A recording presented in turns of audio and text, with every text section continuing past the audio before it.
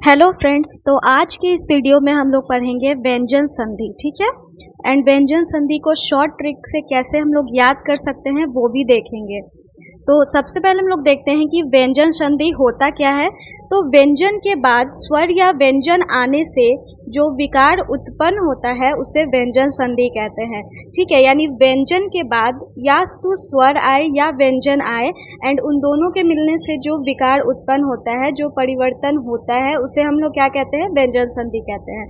तो चलिए इसका उदाहरण देखते हैं। वाक जोड़ इश, तो क यहाँ व्यंजन हो गया एंड ई यहाँ पे क्या हो गया? स्वर। तो व्यंजन के बाद स्वर आ रहा है, यहाँ व्यंजन भी आ सकता है बट इसमें यहाँ स्वर आया है एंड ये दोनों मिलकर क्या बना रहा है? वागीश। ठीक है, नेक्स्ट है सत जोड़ जन।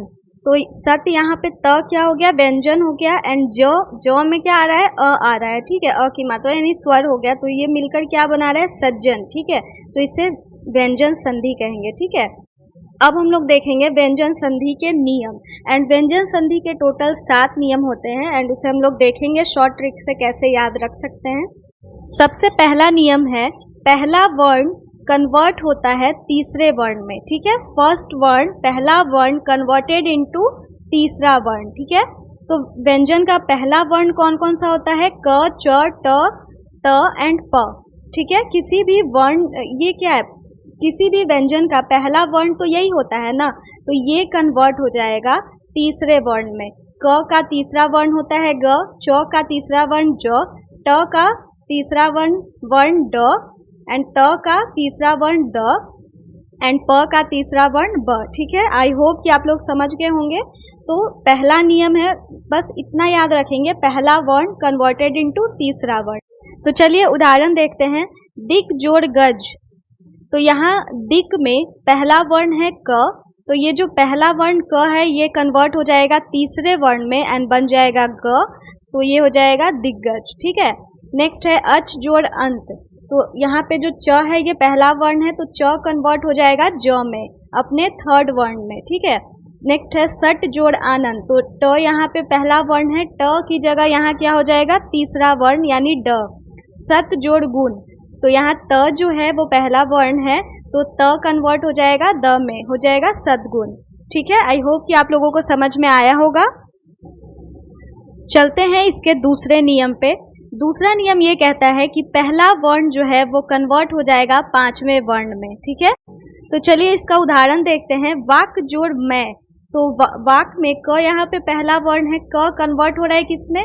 5वें वर्ण में, अंग में। ठीक है, शट जोड़ मुख, ट पहला वर्ण कन्वर्ट हो रहा है किसमें? न में। ठीक है, अपने 5वें वर्ण में। तत जोड़ मैं, त जो पहला वर्ण है कन्वर्ट हो रहा है किसमें? अपने 5वें वर्ण में, विच इज न। जगत जोड़ नाथ, जगत जोड़ नाथ, तो त यहाँ पे जो है वो पहला वर्ण है, कन्वर्ट हो रहा है किसमें?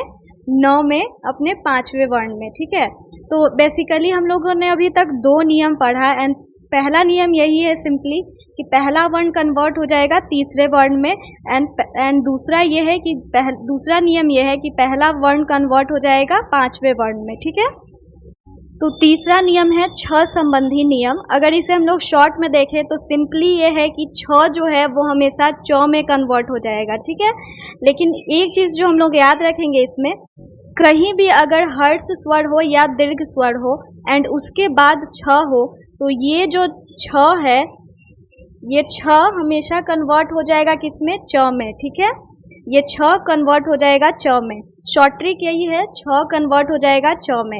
इसका उदाहरण देखते हैं।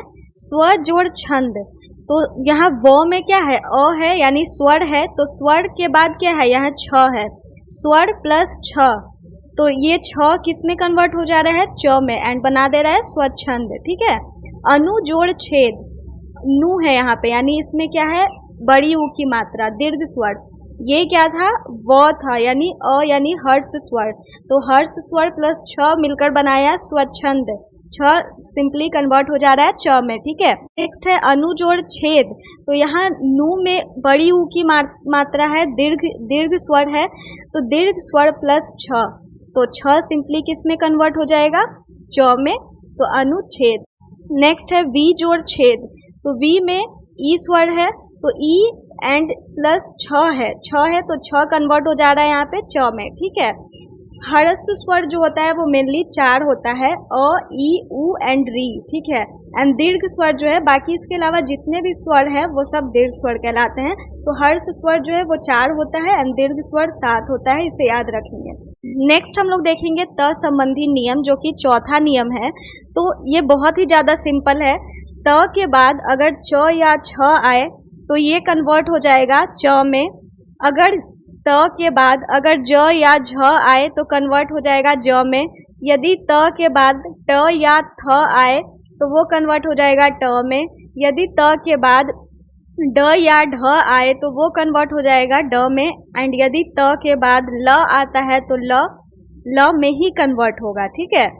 यानी ये जो कन्वर्ट हो रहा है, ये जो पहला वर्ड है च है, सब अपने अपने बड़े भाई में जो सबसे पहले है, पहले जो है उसमें कन्वर्ट हो जा रहा है।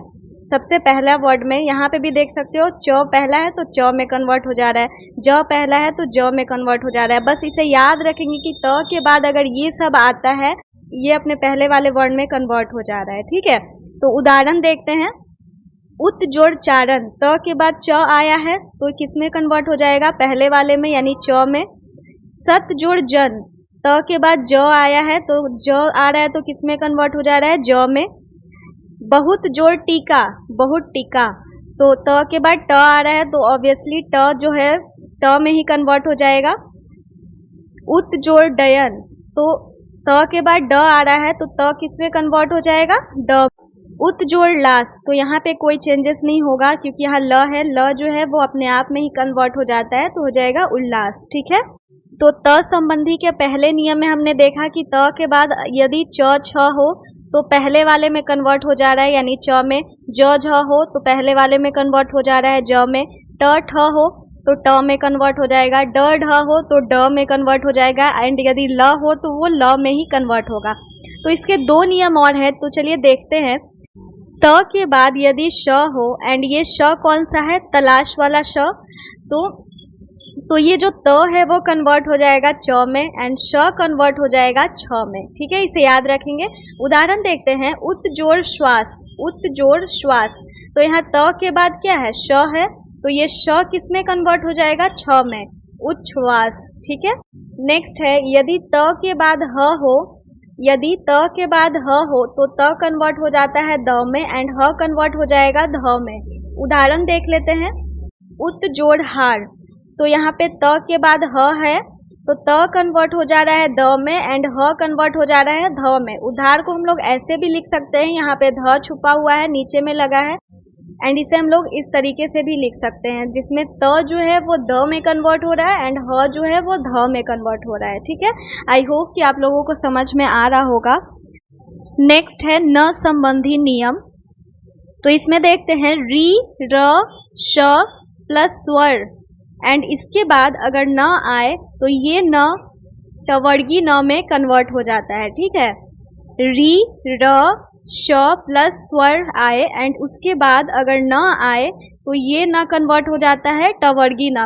इसे उदाहरण से समझते हैं। परी जोड़ नाम, तो इसमें री जोड़ नाम है यानी न लगा है, री के बाद क्या लगा है, न लगा है, तो ये न किस में कन्वर्ट हो जाएगा, टवर्गी न में, ठीक है। तो मिलकर बना देगा परिणाम। नेक्स्ट है प्र जोड़ मान, तो प्र में यहाँ पे र आ रहा है, र एंड मान, तो यहाँ पे मान में न है, ये न कन्वर्ट हो जाएगा टवर्गी न में एंड बनाएगा प्रमाण, ठीक है। नेक्स्ट है भूष जोड़ अन, भूष जोड़ अन, तो यहाँ पे श आ रहा है एंड अन में ये न आ रहा है, तो ये न कन्वर्ट हो जाएगा टवर्गी न में एंड मिलकर बनाएगा भूषण, ठीक है। नेक्स्ट है री जोड़ न, तो री आ रहा है एंड न आ रहा है, तो ये न कन्वर्ट हो जाएगा किसमें, टवर्गी न में, ठीक है। नेक्स्ट हम लोग देखेंगे म संबंधी नियम, जो कि छठा नियम है। तो इसमें भी 3 नियम है, जिसमें सबसे पहला है म के बाद अगर व्यंजन वर्ण हो तो म जो है वो अनुस्वार में कन्वर्ट हो जाता है, ठीक है। तो हम लोग उदाहरण से देखते हैं। सम जोड़ कलम, सम जोड़ कलम, तो यहाँ म है एंड व्यंजन वर्ण है, ठीक है। तो म कन्वर्ट हो जाएगा किसमें, वो व्यंजन वर्ण में। ये जो व्यंजन वर्ण यहाँ पे आ जाएगा एंड इसके ऊपर क्या लग जाएगा, अनुस्वार लग जाएगा, ठीक है। नेक्स्ट है सम जोड़ चय, तो म की जगह क्या आ जाएगा, यही व्यंजन वर्ण एंड उसके ऊपर क्या लग जाएगा, अनुस्वार लग जाएगा। नेक्स्ट है सम जोड़ गति, तो म की जगह क्या आ जाएगा, ग एंड ये व्यंजन वर्ण के ऊपर क्या लग गया, अनुस्वार लग गया। ठीक है, तो याद रखेंगे म का वही नियम है कि म के बाद अगर व्यंजन वर्ण आता है तो अनुस्वार लग जाएगा। ठीक है, तो म के दूसरे नियम को देखते हैं। म के बाद यदि य र ल व एंड श श श ह आए तो म चेंजेस इनटू अनुस्वार। तो दो चीज हम लोग याद रखेंगे, म के बाद यदि व्यंजन वर्ण आए तो भी वो अनुस्वार में चेंज हो जाए, एंड यदि म के बाद ये सारे वर्ण आते हैं तब भी म जो है वो अनुस्वार में चेंज हो जाएगा।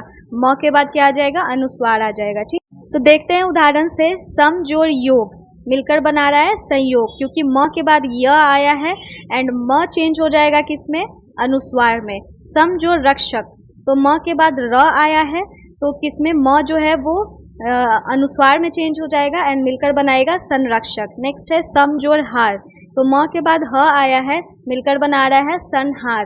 ठीक है, तो म किस में चेंज हो जा रहा है, अनुस्वार में। ठीक है, एंड इसका लास्ट नियम है म का, म प्लस म हो तब कोई चेंज नहीं होगा। ठीक है, जैसे सम जोड़ मान, सम जोड़ मान तो क्या हो जाएगा, सम्मान। यहाँ किसी तरह का कोई चेंज नहीं आ रहा है। यहाँ नेक्स्ट है सम जोड़ गति, हो जाएगा सम्मति। ठीक है, नेक्स्ट है श संबंधी नियम एंड ये लास्ट नियम है, सातवां नियम। ठीक है, इसमें देखते हैं स्वर एक्सेप्ट अ एंड आ, कोई भी स्वर हो एक्सेप्ट अ एंड आ को छोड़कर बाकी कोई भी स्वर हो एंड उसके बाद यदि सम्राट वाला श है तो ये सम्राट वाला श षटकोण वाला श में चेंज हो जाएगा। ठीक है, बस इतना छोटा सा नियम है कि ये जो सम्राट वाला श है वो षटकोण वाला श में चेंज हो जाएगा। ठीक है, उदाहरण देखते हैं। वी जोड़ शम, वी जोड़ शम, तो यहाँ वी में ई की मात्रा है। यहाँ उदाहरण से देखते हैं, वी जोड़ शम, तो वी में क्या है, ई स्वर है, ई स्वर है ना, अ और आ को छोड़कर कोई भी स्वर होना चाहिए। ठीक है, या तो ह्रस्व स्वर हो या दीर्घ, दैट डजेंट मैटर। ठीक है, वी जोड़ शम, तो यहाँ पे ई स्वर है एंड सम है, स लगाया तो ये स षटकोण वाले श में चेंज हो जाएगा। उदाहरण से देखते हैं, वी जोड़ शम, तो यहाँ पे वी में ई है, चाहे वो हर्ष स्वर हो या दीर्घ स्वर हो, दैट डजेंट मैटर, लेकिन यहाँ पे ई स्वर है एंड उसके बाद स लगा है। ठीक है, तो ये जो श है ये षटकोण वाले स में चेंज हो रहा है एंड बना रहा है विषम। वी जोड़ शाद, विषाद। ठीक है, यहाँ भी ई है एंड उसके बाद श है, तो श जो चेंज हो रहा है षटकोण वाले स में।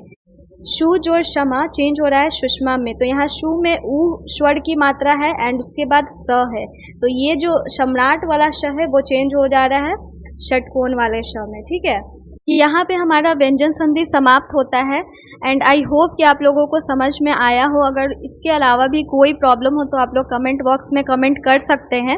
नेक्स्ट वीडियो में हम लोग देखेंगे विसर्ग संधि एंड यही व्यंजन संधि के 7 नियम है जो कि हम लोग को याद रखने होते हैं। अगर आप लोगों को ये 7 नियम याद रहेगा तो एग्जाम में एक भी क्वेश्चन नहीं छूटेगा। तो फ्रेंड्स, अगर आपको मेरी ये वीडियो अच्छी लगी हो तो प्लीज़ वीडियो को लाइक एंड चैनल को सब्सक्राइब कर दें। तो मिलते हैं नेक्स्ट वीडियो में।